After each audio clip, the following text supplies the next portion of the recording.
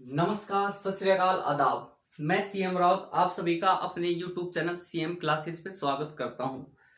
तो दोस्तों, आज हम आपके सामने एक नए टॉपिक के साथ प्रस्तुत हुए हैं जिसका नाम है मौलिक कर्तव्य। तो अपना जो ये टॉपिक मौलिक कर्तव्य है, ये भारतीय संविधान के भाग 4 क में है, जिसको आज हम पढ़ने जा रहे हैं। तो इस मौलिक कर्तव्य को इंग्लिश में बोलते हैं फंडामेंटल ड्यूटीज। क्या बोलते हैं? Fundamental duties. तो मौलिक कर्तव्य, ये कर्तव्य क्या है? पहली बात ये आनी चाहिए मन में कि जनाब ये कर्तव्य क्या है। तो आपने, जैसे कि कोई व्यक्ति होता है, उसका समाज के प्रति कुछ उत्तरदायित्व तो होता है। जैसे कि उसके कुछ ऋण होते हैं, पितृ ऋण, देव ऋण, ऋषि ऋण, इस प्रकार से उसके क्या होते हैं? ऋण। जैसे पितृ ऋण से यहाँ अभिप्राय है कि जो आपके पिता हैं या आपके जो घर वाले हैं, वो आपका लालन पालन करते हैं, तो उसके बदले में आप आगे जाके उनको जो सेवा प्रदान करोगे, यानी उनके प्रति आपका जो कर्तव्य बनता है, वो क्या कहलाता है? पितृ ऋण कहलाता है। फिर उसके अलावा देव ऋण, जैसे कि मान लो कि आप इस प्रकृति में आप निवास कर रहे हो, तो इस प्रकृति में आपने अनेक सारी चीजों का उपभोग किया है। आपने जैसे कि पेड़ पौधों से ऑक्सीजन प्राप्त की है, तो आपका इस प्रकृति के प्रति क्या बनता है? एक प्रकार से उत्तरदायित्व। और उसके अलावा आप यदि भगवान को मानते हो, तो उसके प्रति भी आपका क्या बनता है? उत्तरदायित्व बनता है। ठीक है। फिर उसके अलावा नेक्स्ट बात आती है ऋषि ऋण। जैसे कि आपको कोई भी शिक्षक आपको शिक्षा दे रहा है, तो उसके फलस्वरूप आपको भी उसको कुछ ऋण देना पड़ता है, या आपका भी कुछ कर्तव्य बनता है उसके प्रति, कि उसके द्वारा दिए गए निर्देशों को या उसके द्वारा प्रदान किए गए उचित मार्गदर्शन को आगे बढ़ाएं। ठीक है। तो इसी प्रकार से मौलिक कर्तव्य होते हैं। अब मौलिक कर्तव्य का अर्थ है कि प्राथमिकता के आधार पे आपके कुछ कर्तव्य बनते हैं। कहाँ पे बनते हैं? अपने देश के लिए। तो जिसके अंतर्गत आपको कहा जाएगा कि राष्ट्र की एकता अखंडता को बनाए रखें, या फिर राष्ट्र के प्रतीक चिन्ह, राष्ट्रीय ध्वज, इनका सम्मान करें, राष्ट्रीय आंदोलनकारियों के नेतृत्व, आदर्श और विचारों का सम्मान करें। ये एक प्रकार से क्या है? आपके कर्तव्य हैं। तो आपने कहा कि चलो, जो माँ बाप हैं वो हमारा लालन पालन करते हैं, तो हमारा उनके प्रति क्या बन गया? एक प्रकार से उत्तरदायित्व बन गया। तो हमारा उनके प्रति सेवा का कर्तव्य बनता है।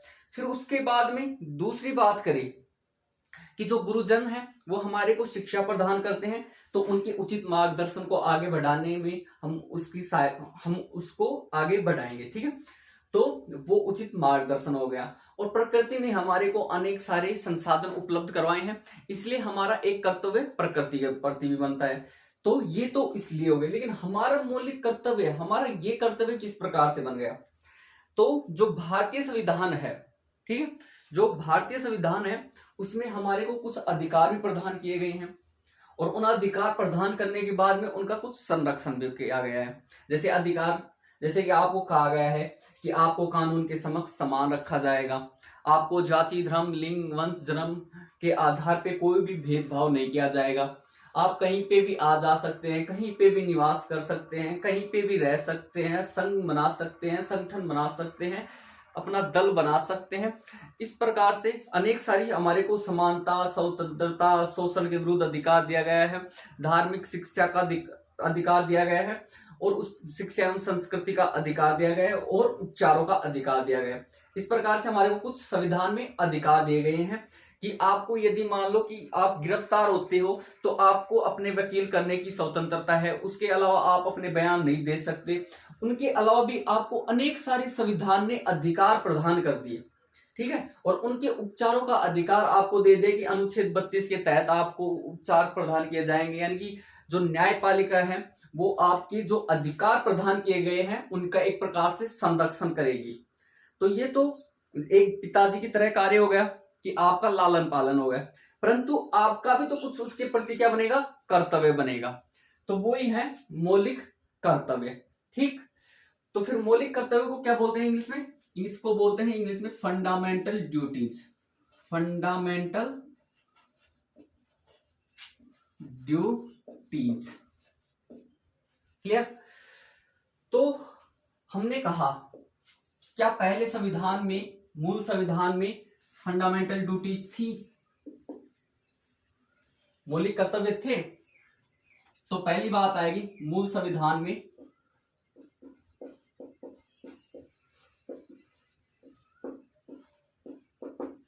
नहीं थे। मूल संविधान, अब ये मूल संविधान क्या होता है? मूल संविधान से अभिप्राय है जब हमारी जो संविधान सभा ने जिस संविधान का निर्माण किया था 22 जनवरी 1947 से लेके 26 नवंबर 1949, 2 वर्ष 11 माह 18 दिन जिस संविधान को बनने में लगे थे, तो उस संविधान में क्या मौलिक कर्तव्य थे? तो वो कहलाएगा मूल संविधान।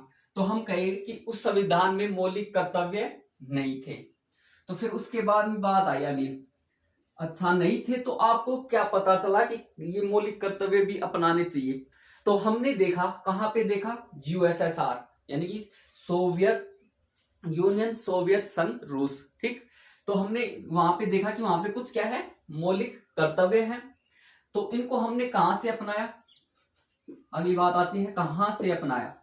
तो हम कहेंगे इसको यूएसएसआर, यूनियन सोवियत संघ रूस।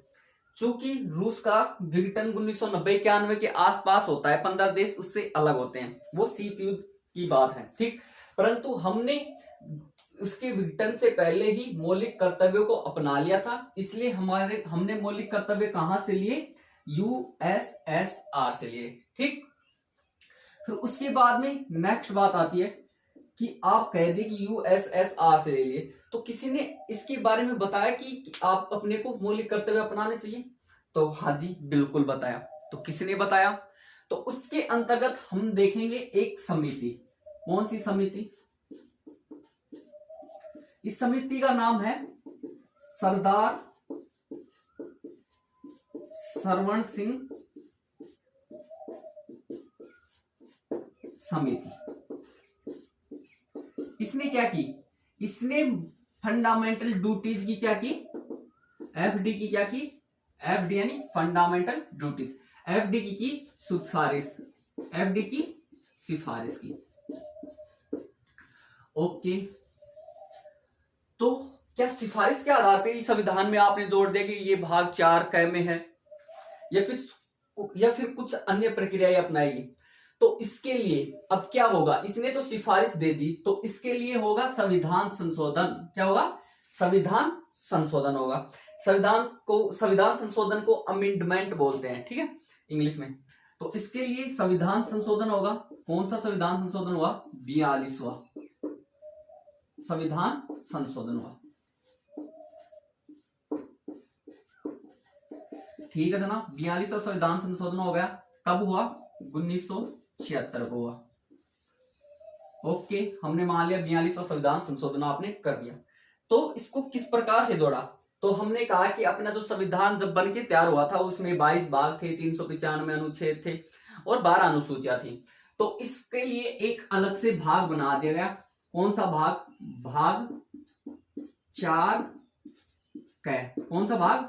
भाग 4 क। भाग 4 में तो है नीति निर्देशक तत्व, डीपीएस भी बोलते हैं जिनको directive principle of state policy. परंतु भाग 4 के में क्या है? फंडामेंटल ड्यूटीज है। फिर उसके बाद में अगली बात आती है कि इसके लिए कुछ अनुच्छेद भी जोड़े गए क्या? फिर हमने कहा हाँ जी, अनुच्छेद। कौन सा अनुच्छेद जोड़ा गया? 51 क। कौन सा अनुच्छेद जोड़ा गया? 51 क। यहां तक हमने बात कर ली। फिर उसके बाद में नेक्स्ट बात आती है कि हमने 42वें संविधान संशोधन के तहत जो मौलिक कर्तव्य जोड़े, तो इनकी संख्या कितनी थी? अगली बात आती है इनकी संख्या। तो 42वें समय तो कितनी थी? 10 थी। कितनी थी? 10 फंडामेंटल ड्यूटीज थे, यानी कि 10 मौलिक कर्तव्य थे। लेकिन इसमें एक संविधान संशोधन और कर दिया गया। कौन सा? 86वां संविधान संशोधन 2002।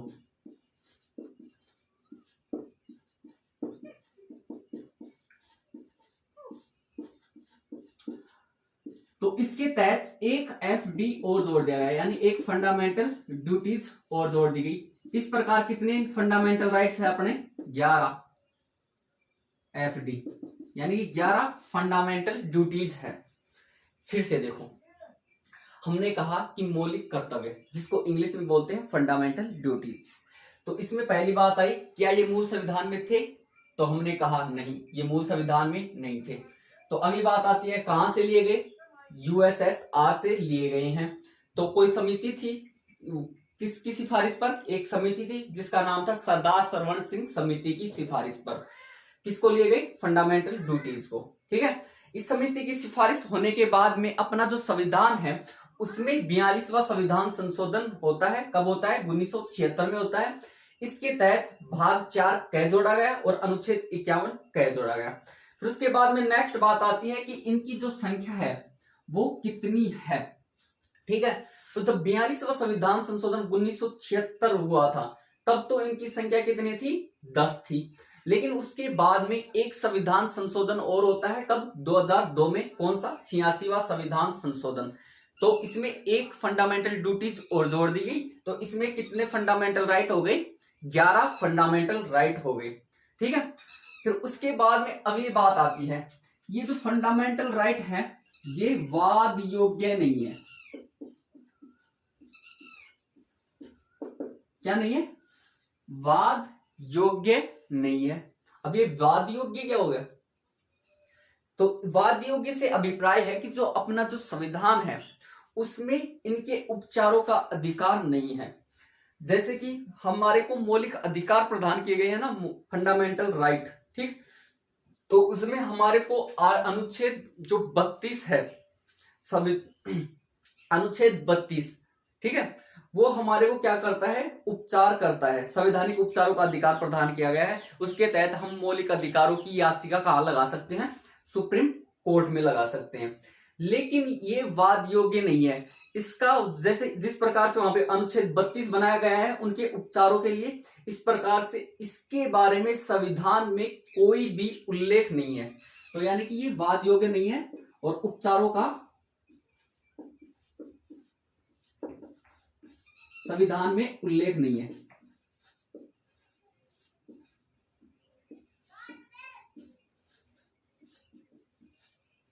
ठीक है, यहां तक क्लियर? ये हमने कहा कि जो मौलिक कर्तव्य है फंडामेंटल ड्यूटीज, ये मूल संविधान में नहीं था, ये यूएसएसआर से अपनाया गया है। इसके लिए एक समिति थी जिसका नाम था सरदार सरवण सिंह समिति, और इसकी समिति की सिफारिश पर फंडामेंटल ड्यूटीज को अपनाया गया। 42वां संविधान संशोधन किया गया इसके लिए 1976 में किया गया। भाग 4 क जोड़ा गया, अनुच्छेद 51 क, इसमें अनुच्छेद 51 क जोड़ा गया।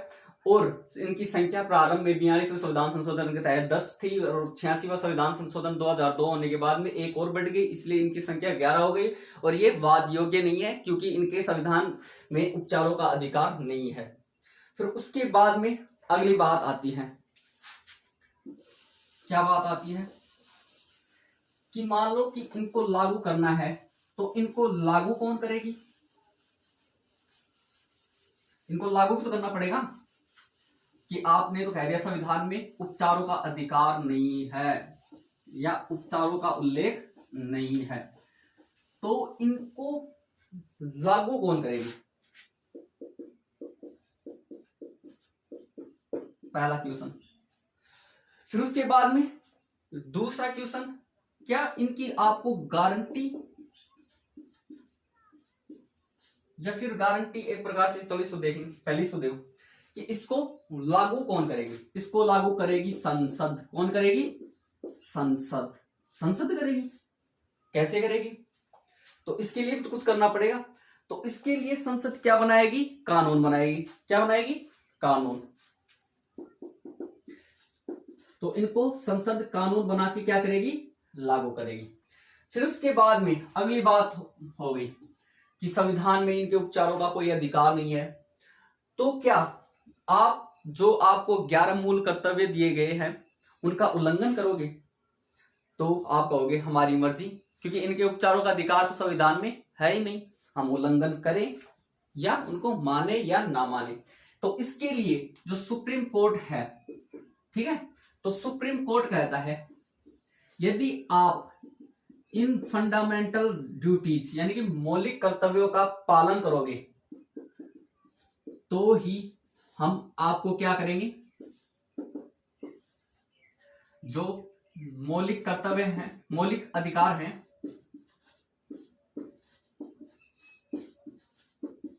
उनके इन मौलिक अधिकारों को क्या करेंगे, मौलिक अधिकारों की हम गारंटी देंगे। ठीक है, कि सुप्रीम कोर्ट कहता है कि यदि आप मौलिक कर्तव्यों का, सुप्रीम कोर्ट कहता है कि यदि आप मौलिक कर्तव्यों का पालन करते हैं तो हम मौलिक अधिकारों की आपको गारंटी देंगे, और अगर आपने पालन नहीं किया तो हम आपको मौलिक अधिकारों की भी कोई गारंटी नहीं देंगे। तो यहां तक क्लियर कि हमने देखा, सबसे पहली बात आई कि मौलिक अधिकार, मौलिक कर्तव्य क्या है, मौलिक कर्तव्य, फंडामेंटल ड्यूटीज। तो हमने कहा कि हमारे जो देश हैं उसके प्रति हमारे कुछ कर्तव्य है, तो उनको, उन कर्तव्यों को किसके आधार पर निर्धारित किया गया, एक प्रकार से प्राथमिकता के आधार पर निर्धारित किया गया है, ये है मौलिक कर्तव्य। फिर उसके बाद में हमने कहा कि जो मौलिक कर्तव्य थे वो मूल संविधान में नहीं थे, इन्हें यूएसएसआर से अपनाया गया है। यानी पहला क्वेश्चन ये उठेगा कि क्या मौलिक कर्तव्य मूल संविधान में थे, तो पहला आंसर है जी, नहीं थे। दूसरा क्वेश्चन ये उठेगा कि इनको कहां से लिया गया, तो इसको यूएसएसआर यानी एक प्रकार से वर्तमान रूस से लिया गया। फिर तीसरी बात उठती है कि कौन सी समिति ने इसकी सिफारिश की थी, तो सरदार सरवण सिंह समिति ने इसकी सिफारिश की। फिर उसके बाद चौथा क्वेश्चन ये उठता है कि कौन सा संविधान संशोधन के तहत जोड़ा गया, तो इसके तहत जोड़ा गया 42वां संविधान संशोधन 1976 के तहत। फिर उससे नेक्स्ट क्वेश्चन पुटअप होता है कि कौन से भाग जोड़ा गया, तो इसमें भाग जोड़ा गया भाग 4 क। फिर उससे अगला क्वेश्चन पुटअप होगा कि कौन से अनुच्छेद इसके तहत जोड़े गए, इसके तहत अनुच्छेद जोड़ा गया 51 क। फिर उसके बाद में नेक्स्ट बात आती है कि कुल कितने मौलिक कर्तव्य हैं, तो टोटल मौलिक कर्तव्यों की संख्या 11 है। 42वें संविधान संशोधन के तहत 10 थी, फिर 86वां संविधान संशोधन 2002 हुआ, एक उसके साथ बढ़ गई, टोटल हो गई 11। फिर उसके बाद में नेक्स्ट बात आती है क्या ये वाद योग्य है, तो हमने कहा कि ये वाद योग्य नहीं है, इनका संविधान में उपचारों का उल्लेख नहीं है। ठीक है, तो फिर उसके बाद में अगली बात आती है तो इनको लागू कौन करवाएगा, तो इनको लागू करवाएगी भारतीय संसद। ठीक है, और किस प्रकार से लागू करवाएगी, कानून बनाकर इसको लागू करवाएगी। फिर उसके बाद में नेक्स्ट बात आती है कि इनको लागू कराने के बाद में आप मान लो कि फंडामेंटल ड्यूटीज का उल्लंघन कर रहे हो, तो सुप्रीम कोर्ट क्या करेगा आपके लिए, कि सुप्रीम कोर्ट कहेगा कि आपके जो मौलिक अधिकार हैं उनकी हम कोई गारंटी नहीं देंगे। तो आपको क्लास कैसी लगी, आप अपनी प्रतिक्रिया हमारे सामने प्रस्तुत करना, कमेंट सेक्शन में लिख के बताना। धन्यवाद।